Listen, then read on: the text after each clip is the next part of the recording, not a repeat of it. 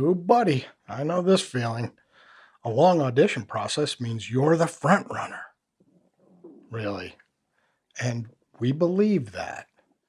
All right, look, I get why this one sticks. The reasoning feels airtight. They wouldn't keep calling me back if they weren't seriously considering me. The more time they spend on me, the more likely I am to book it. And on the surface, sure, I mean, that tracks, except it's not how it works. And here's why. When a process runs long, what that usually means is it's one of a few things, and almost none of them are about how close you are to booking. One, they haven't found what they're looking for yet. Now, that might include you, it might not. Two, the decision makers can't agree. The director wants one type, producer wants another, network has notes. That argument has nothing to do with you specifically. Three, the project itself is in flux. The role changed, the budget shifted, the start date moved, the whole thing might fall apart, and you'd never know. Four, you genuinely are in contention, but so are two or three other people, and they're going to wait until the last possible second to decide. 1 out of 4. Those are the odds that long process actually means you're one of the front runners. And even then, it's a horse race, not a victory lap. So let me tell you what happens, because I've done this to myself and I suspect you have too. You get that first callback. Cool. That's nice. Encouraging. You're in the conversation. Then you get a second one. Now the movie starts. You look at the shoot dates. You think about what you'd clear on your calendar. You tell your wife, hey, I think this one might happen. By the third callback, you've mentally booked the job. You've imagined the credit on your resume. You've thought about how you would tell people. You've started writing the story of how you got it. Look, I once caught myself looking up restaurants near a location I hadn't even been hired to work at yet, okay? That's real. That's a real thing that I did. And then the email comes, or it doesn't come. And the crash is proportional to the investment, not the actual investment of time and effort, the imaginary investment of hope and identity. You're not grieving a rejection. I mean, you get those all the time.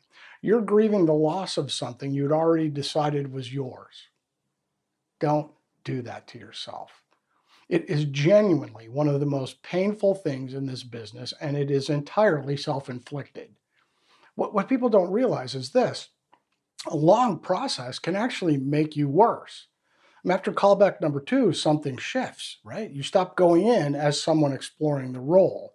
You start going in as someone defending their position. Now, that shift is invisible to you. It is not invisible to the people in the room. The actor who books the job, they probably walked into that final session treating it like a first audition. Fresh, curious, not protecting anything, not scanning the room for confirmation that they're still in the running. That freedom is what books work. The desperation to close the deal, even when you don't think it's showing, kills it. So what do you actually do when a process stretches? One, you treat every session like it's your first, right? The people making the final decision may not have seen you before. The dynamics in the room shift every time. Walk in clean. 2, keep your pipeline full. This is the big one. And the actors who survive a 2-month process without losing their minds are the ones who were also auditioning for 17 other things. That's not disloyalty to the role you want. It's sanity. 3, be honest with yourself about silence. I mean, you already know what silence usually means. You've lived it. The problem isn't the silence itself. It's that a long process makes the same silence hurt 10 times more. A no after 3 callbacks is the same no you've gotten 100 times. It just feels bigger because of the head movie. Look, don't let the length of the process turn ordinary silence into something it isn't. A long audition process does not mean you're the front runner. It means the production has a complicated problem to solve, and you're still part of the conversation. That is genuinely good news. Stay in the conversation, do the work, show up fresh every single time, but do not start mentally moving into a job you haven't booked yet. I mean, care about the work, care about your preparation. Just don't care about the outcome like you've already earned it, because you haven't. not until someone signs a contract with your name on it. Stop counting callbacks. Start counting submissions.